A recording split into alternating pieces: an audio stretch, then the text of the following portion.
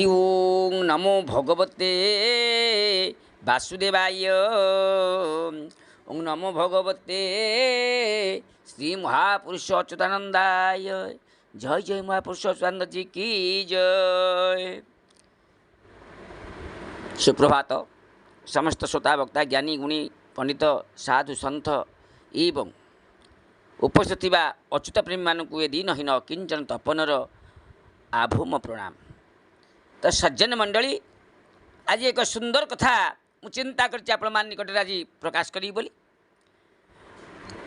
महापुरुष अच्युतानंदर जन्म बरणी कई कई जानते महापुरुष जन्म, कई कई जानी ना केते ख्रीष्टाब्द केमती जन्म हेले। आज कथा भाव मुझे आलोचना करिया जाऊँगी। अच्युतानंद निज एक समधर्मी कविमानकर जन्म कर्म धर्म विचार विषय गोटे ग्रंथ रचना करछंती। से ग्रंथर नाम है उदय कहानी। पंचसखार जन्म काल निपुण करने दिगरे से उदय कहानी सफल सहायक ग्रंथ। ये से निजर जन्म संबंध आज्ञा जो विवरणी प्रदान करछंती से ही जना पड़े जे गजपति राजा पुरुषोत्तम देवंक 21 अंकरे जन्म ग्रहण करथिले बोली एक प्रामाणिक ग्रंथ खुरुदा इतिहास तथ्य अनुसार पुरुषोत्तम देव ख्रीष्ट 1466 रु ख्रीष्ट 1496 जाए राज्य शासन करथिले। किए? पुरुषोत्तम देव 1466 रु 1496 पर्यंत से राज्य शासन करथिले पुरुषोत्तम देव। उदय कहानी ग्रंथ अच्युतानंद निज विषय जहाँ लिखि जाइछंती, कौन लिखिछंती से देखिबा ना। डाहाण अंकरु गुणिबु जेबे बाम अंक गोटी मिसाओ तेबे एमंतेण साल होएनी कर शुण रामचंद्र एथि भीतर सात भुजरी मणि मित्र रे तारी सन हेला ओर राष्ट्र रे यही अंके मुही जन्म हेली बामर अच्युत नाम पाइली। उदय कांड आपणकर ये 69 रु 72 पद मध्य रही।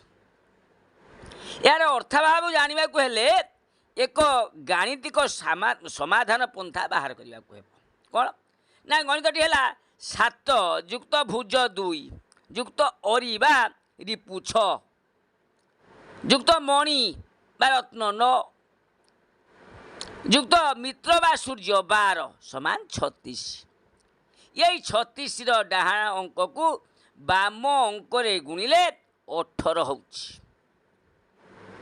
यह सहित बाम अंक 3 को मिसाइले 21 हेब। अतएव यही संख्याटी को गजपति राजा पुरुषोत्तम देवंक 21 अंक बोली बुझा हेब। उत्कलीय गजपति राजांकर अंक गणन अलग नियम अच्छी। ये अंक आ से अंक भितर आकाश पातल फरक। यही नियम अनुसार नूतन राजांकर प्रथम वर्षटी पूर्व राजांकर राजत्व भितर पड़ुथिबारु गणना अनुसार यही वर्षटी को द्वितीय अंक धरा जाए। ता छड़ा 6 और 6 शेष थिबारु अंक गणना भितर को आसे नहीं। पुणी 10 व्यतीत शून्य थिबा कौनसी अंक मध्य गणनीय नुहे। अतएव पुरुषोत्तम देव 21 अंक हैला। 1466 प्लस 21 माइनस 4 ख्रीष्ट 1483। कई कई आलोचना गणना अभ्रांति प्रमाण करिया जाई माने जानना कही चलिए जे अच्युतानंद दासंकर 1482 मसीह जन्म नहीं एमती कही दियंती बोले धर नहीं। सन्थ कवि अच्युतानंद दास ये पंचसखार गणित जन्म काल 15 शताब्दी शेष भाग धर्मादर्श और राजनैतिक स्थिति दृष्टि यही काल ଓଡ଼ିଶା ଇତିହାସରେ ଏକ ଗୌରବମୟ ସମୟ। ପଞ୍ଚସଖା କବିଗଣ ଖୁବ୍ କମ୍ ବୟସରେ ବ୍ୟବଧାନ ମଧ୍ୟରେ ଏହି ସମୟରେ ଓଡ଼ିଶାରେ ଜନ୍ମଗ୍ରହଣ କରିଥିଲେ। ଅଳ୍ପ ଅଳ୍ପ ବ୍ୟବଧାନରେ ସମଧର୍ମା ସମକର୍ମା ଏହି କବିମାନେ ଗୋଟିଏ ସଂସ୍କୃତିର ରାଷ୍ଟ୍ରଦୂତ ଭଳି ଓଡ଼ିଶାରେ ନିଜ ନିଜ ଭୂମିକା ନିର୍ବାହ କରିପାରିଛନ୍ତି। କି ସୁନ୍ଦର କଥା ଆଜ୍ଞା କହିଲେ। ଜନ୍ମସ୍ଥାନ କେଉଁଠି ନା ଅଚ୍ୟୁତାନନ୍ଦ ଦାସଙ୍କ ଜନ୍ମସ୍ଥାନ କଟକ ଜିଲ୍ଲାର ନେମାଳ ନିକଟସ୍ଥ ତିଳକୋଣା ଗ୍ରାମରେ। ତିଳକୋଣା ଗ୍ରାମରେ ମହାପୁରୁଷ ଅଚ୍ୟୁତଙ୍କ ଜନ୍ମ। ମହାନଦୀ ଶାଖା ନଦୀ ଚିତ୍ରକଳା କୂଳରେ ଉଦୟ ସ୍ଥାନ ଅବସ୍ଥିତ। ନେମାଳର ଉଦୟ ବଟକୁ ପ୍ରାୟ 1 କିମି ଦୂରରେ ତିଳକୋଣା ଗ୍ରାମ। ଯେଉଁ ଜନ୍ମ ହୋଇଥିଲେ ନେମାଳ ବଟ କତିରୁ 1 କିମି ଦୂରରେ ତାଙ୍କ ଜନ୍ମ। ତିଳକୋଣା ଜନ୍ମସ୍ଥାନ ମାତ୍ର ନେମାଳ ତାଙ୍କର ସାଧନା ପୀଠ। ପିତା ଅମଳରୁ ତାଙ୍କର ଭିଟାମାଟି ଥିଲା ତିଳକୋଣାରେ। ନିଜ ଜନ୍ମସ୍ଥାନ ସମ୍ବନ୍ଧରେ ଅଚ୍ୟୁତ ତାଙ୍କର ସୁପ୍ରସିଦ୍ଧ ଗ୍ରନ୍ଥ ଶୂନ୍ୟ ସଂହିତାରେ ଲେଖିଛନ୍ତି, ତିଳକୋଣାରେ ମୁଁ ଜନ୍ମ ଲଭିଲି କେହି ନ ଜାଣିଲେ ମୋତେ, ଅଗଣିତ ବୋଲି ମାତା ଡାକୁଥାନ୍ତି ଅନମିଳଇ ଘରେ। 19:38 ପଦ ଇଏ କହିଲେ ତିଳକୋଣାରେ ମୁଁ ଜନ୍ମ ହୋଇଛି। ମା ମୋ ନାଁ ଦେଇଥିଲେ ଅଗଣି ସ୍ନେହରେ ପ୍ରଥମ ନାମ।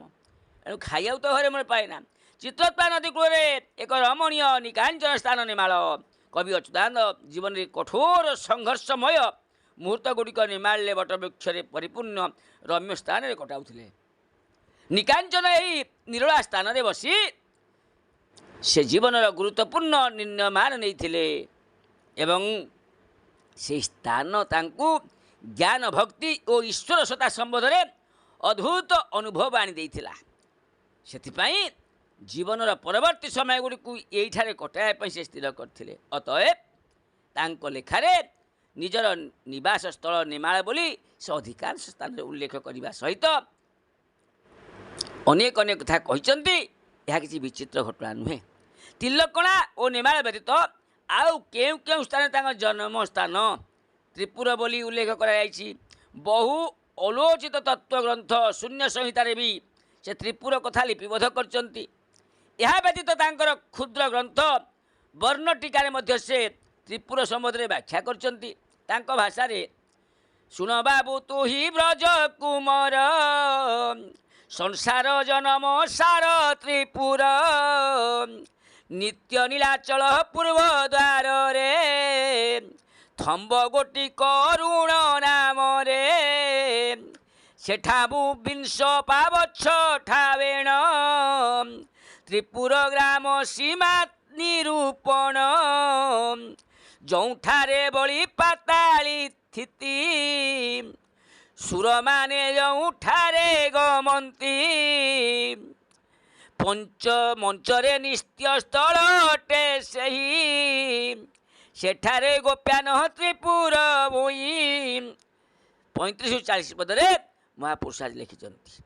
ଏଥିରୁ ସ୍ପଷ୍ଟ ହୁଏ ଯେ ତ୍ରିପୁର ବଡ଼ ଦେଉଳ ମଧ୍ୟସ୍ଥ କିମ୍ବା ନିକଟସ୍ଥ ଏକ ସ୍ଥାନ। କେତେକ ତାତ୍ତ୍ୱିକ ଜଗନ୍ନାଥ ବଡ଼ ଦେଉଳକୁ ତୃତୀୟ ପାହାଚରୁ ତ୍ରିପୁର କହିବାକୁ ଜାଣିବାକୁ ମିଳେ।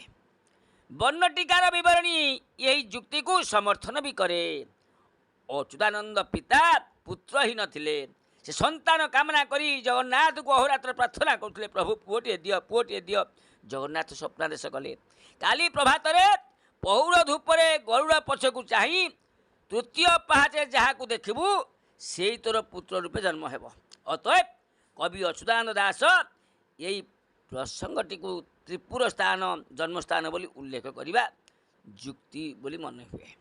ତାଛଡ଼ା ତ୍ରିପୁର ଏକ ଆଧ୍ୟାତ୍ମିକ ପ୍ରତୀକ। କବି ତାହାକୁ ନିଜର ଜନ୍ମସ୍ଥାନ କହି ଅପାର ଆନନ୍ଦ ଅନୁଭବ କରିପାରିଥାନ୍ତି।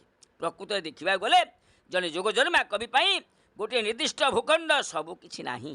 ଯଥାର୍ଥ କବି ସବୁ କାଳର, ସବୁ ଦେଶର ଏବଂ ସବୁ ଜାତିର କୌଣସି ଗୋଟିଏ ସ୍ଥାନରେ କେନ୍ଦ୍ର କରି ତାଙ୍କୁ ଜନ୍ମଭୂମି ବା କର୍ମଭୂମି ସମ୍ବନ୍ଧରେ ଝଡ଼ ସୃଷ୍ଟି କରିବା ଏକ ଅବାନ୍ତର ବ୍ୟାପାର।